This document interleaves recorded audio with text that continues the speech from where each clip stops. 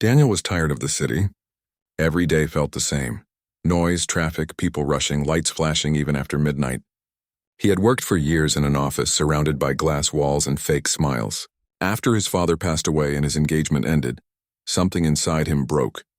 He realized he was just existing, not living. One morning, he packed his few belongings, sold his apartment, and bought a small piece of land far from everything. A quiet farm surrounded by green hills and endless sky. He didn't tell many people.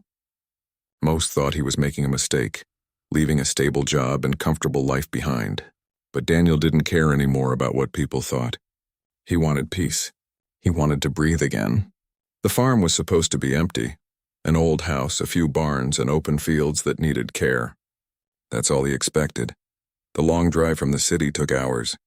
Dust swirled behind his old truck as it crawled up the dirt road. The sun was setting, painting the sky in shades of gold and orange. When the farmhouse finally came into view, Daniel smiled for the first time in weeks. The place looked quiet, surrounded by tall grass and distant trees. But as he stopped the truck near the front porch, his smile slowly faded. 3 women were standing outside. They weren't strangers passing by. They looked like they had been waiting. The oldest stood straight with gray in her hair and a calm, steady face. The 2 younger women, one with dark brown hair tied in a braid and the other with soft golden curls, stood close beside her. Their eyes followed Daniel as he stepped out of the truck. He hesitated, confused and unsure if he had driven to the wrong place. Before he could ask, the older woman spoke. "You must be Daniel," she said kindly. "We've been expecting you." Her words made him pause. "Expecting me?" he asked. "I just bought this place last week. The agent said it was empty." The woman smiled faintly. "It hasn't been empty for a long time. My name is Martha. These are my nieces, Emily and Grace." The 2 younger women nodded politely. Emily, the one with the braid, had a calm, thoughtful look, while Grace, the younger one, had eyes full of curiosity and warmth. Daniel didn't know what to say. He looked at the house, then back at them. "I didn't know anyone lived here," he said slowly. Martha explained that after the last owner passed away, she had stayed behind to care for the property. Her husband had worked there before he died. The nieces had nowhere else to go, so they moved in with her. "We didn't mean to surprise you," Martha said softly. "We've been keeping the place from falling apart. It's been home for us for a while." Daniel stood there in silence for a moment. He could have told them to leave, and after all, he had bought the farm. But something in Martha's eyes stopped him. It wasn't defiance or fear. It was quiet dignity. And the younger women looked so uncertain, as if ready to pack up their few things and disappear if he asked. He finally said, "You can stay, at least for now, until we figure things out." A small smile appeared on Martha's face. "Thank you, Daniel," she said. "You're kind." That night, Daniel unpacked his few boxes and made a bed in the corner room. He could hear soft voices and laughter from the kitchen, the sound of pans clinking, someone humming an old tune. The farmhouse felt alive in a way he hadn't expected. Instead of the loneliness he had prepared for, there was warmth. Days passed quickly. The sun rose early and Daniel found himself waking with it. He repaired fences, cleared old branches, and fixed the leaky barn roof. Martha would bring him tea at midday. Emily helped plant vegetables, and Grace followed him around the fields, asking endless questions about the city. Her laughter echoed in the open air, mixing with the wind and birds. At night, they all sat on the porch. Emily sometimes brought her guitar, playing soft songs that floated across the dark fields. Martha told stories about her late husband and how they had cared for the land when times were better. Daniel listened quietly, feeling something shift inside him. It had been years since he felt this kind of peace. He started to smile more. He began to sleep better, and slowly the emptiness he had carried from the city began to fade. One evening, rain clouds gathered over the hills. Daniel went to check the barn to make sure everything was safe from the coming storm. As he moved old boxes out of the way, he noticed something odd: a wooden trunk, half covered with a tarp. It was heavier than it looked. When he opened it, he found papers, photographs, and yellowed letters. They were old, dusty, and smelled faintly of time. He sat down and began to read. Some of the letters mentioned the name Henry Cooper. It took him a moment to realize that was his grandfather's name. He blinked, confused. His family had never spoken of any farm. He read further. The letters spoke of land transfers, debts, and the care of the property. Some were signed by a woman named Martha's husband. Daniel's chest tightened. This wasn't just a random purchase. Somehow this land had been part of his family's history. He closed the trunk and carried one letter inside. When he entered the kitchen, Martha was sitting there by the table reading by a small lamp. She looked up and saw the paper in his hand. "Where did you find that?" she asked softly. "In the barn," Daniel said. "My grandfather's name is on it." "Did you know him?"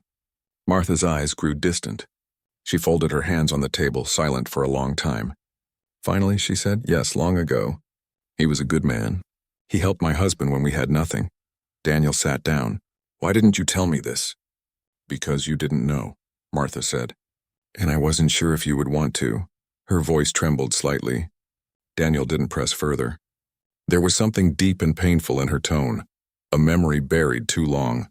Emily entered the room quietly, sensing the mood. Grace peeked in from behind the doorway, holding a half-eaten apple. The room was filled with quiet tension, like the calm before a storm. That night, Daniel couldn't sleep. The sound of rain on the roof matched the thoughts racing in his mind.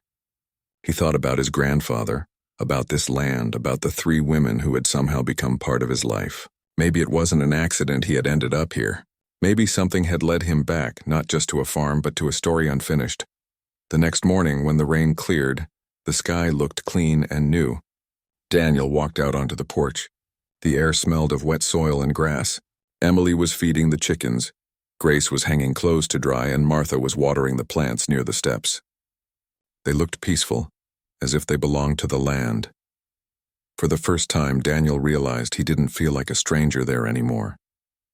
The house, the fields, and even the people, they all felt strangely familiar, like pieces of a life he was meant to rediscover. But deep inside, he still wondered, why had Martha looked so troubled when he mentioned his grandfather's name? What secret was she hiding behind that calm smile? As the sun rose higher, he looked at the barn in the distance. The trunk was still there, filled with letters and unanswered questions. He knew he couldn't ignore it forever. Somewhere within those pages lay the truth about his family, and about why 3 women were waiting for him the day he arrived. He didn't know it yet, but the answers he was about to find would change not just his understanding of the farm, but the direction of his entire life. The next morning, Daniel woke up early. The rain had stopped and the air smelled fresh. Sunlight came through the curtains, touching the wooden floor with a soft glow. He got out of bed, still thinking about the letters he had found in the barn. Something inside him told him that he needed to know the full truth. When he stepped outside, he saw Martha sitting on the porch with a cup of tea in her hands. She looked calm, but her eyes showed that she hadn't slept much either. Daniel joined her quietly. The sound of birds filled the silence between them. After a while, he spoke softly. "Martha, I think it's time you tell me everything." She looked at him, her face serious but kind. "I was hoping you'd ask," she said. "There's something you should know about this place and your family." Daniel listened carefully as she began her story. Many years ago, when the farm was young and full of life, his grandfather, Henry Cooper, had owned it. Henry had been a good man, honest and hard-working, but the times were hard. He had borrowed money to save the land during a drought, and one of the men who helped him was Martha's husband, Samuel. They worked together for years and became close friends. When Henry grew older, he left for the city to live with his son, Daniel's father. He had planned to return, but he passed away before he could. The land fell into confusion because no one from the family came back. Samuel and Martha stayed behind, taking care of the property in the hope that one day someone from the Cooper family would return to claim it. Martha's eyes softened as she spoke. "After Samuel died, I promised him I'd stay. I couldn't just let the place rot. My nieces lost their parents soon after, so I brought them here. This has been our home for years. We didn't expect anyone would ever come back, until you showed up, Daniel." Daniel sat still, his mind full of thoughts. "I never knew my grandfather owned this place," he said quietly. "My father never spoke about it. Maybe he didn't want to remember." "Maybe," Martha said, looking out at the fields. "But somehow you found your way here. Maybe this land was calling you back." Her words settled in his heart like a quiet truth. He looked across the wide fields, the green stretching as far as his eyes could see. It felt right, as if he belonged there all along. Days passed and Daniel became more attached to the place. He repaired broken fences, repainted the old house, and cleared out the barns. Emily and Grace worked beside him every day. Grace's laughter made even the hardest work feel lighter. Emily often brought music into the air with her soft singing, and Martha's steady wisdom kept everyone calm and grounded. As they worked together, Daniel began to feel a deep connection to them. They weren't just guests on his property anymore. They were part of his new life. One afternoon, Daniel found another letter hidden inside the old trunk. It was addressed to his father, written in Henry Cooper's handwriting. The paper was yellow and fragile, the ink faded but still readable.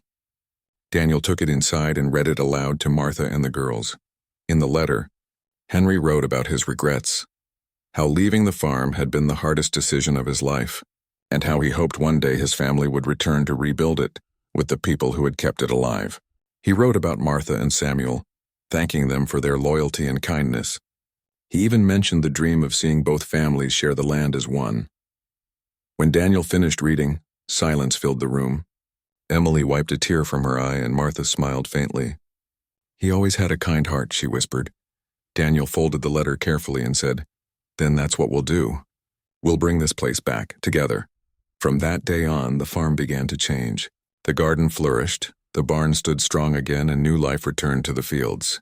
Neighbors started visiting, curious about the man who had come to restore the old Cooper farm. Daniel would always introduce Martha, Emily, and Grace as his family. It didn't matter that they weren't related by blood. What mattered was the bond they shared. One evening, as the sun dipped behind the hills, Daniel sat on the porch watching the golden light spread across the fields.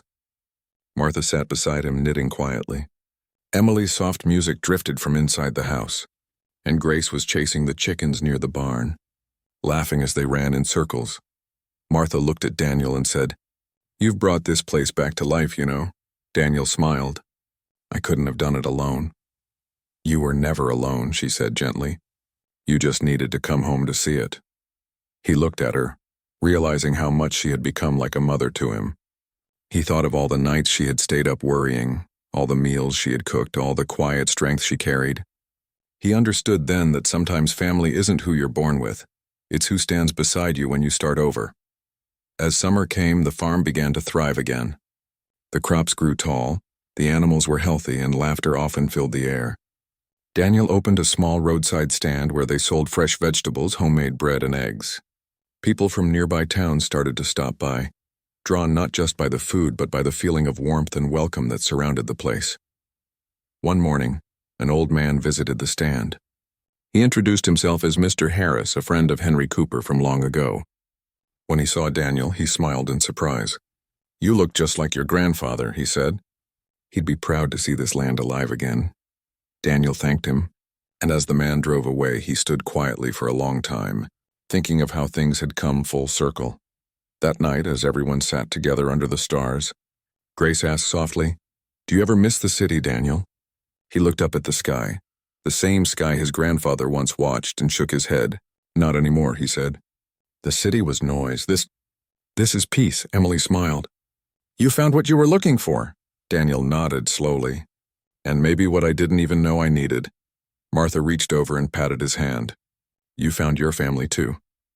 He smiled, feeling the truth of her words. The seasons continued to change, but the bond between them stayed strong. The farm, once silent and forgotten, had become a place of life, laughter, and belonging. Daniel no longer thought about returning to his old job or city apartment. His heart was home, here among the fields and the people who had been waiting for him when he arrived. Sometimes, in the quiet of evening, Daniel would walk through the fields, watching the wind move through the tall grass. He often stopped by the old barn and looked at the spot where he had found the trunk. The letters were now kept safely in a small wooden box on the shelf, a reminder of the past that had led him to this present. He would think about his grandfather, about fate, and about how strange life could be. You can leave behind everything you think you know, he thought, and somehow still end up exactly where you're meant to be. And as the stars appeared one by one above the wide, open sky, Daniel always felt the same quiet peace. He didn't just live on a farm. He lived in a story that had begun long before him and would continue long after, carried on by the people who called that land home. The three women who had once stood waiting for him were no longer strangers. They were his family, his friends, and his reason to stay. And deep down, Daniel knew that when he had chosen this farm, it had also chosen him.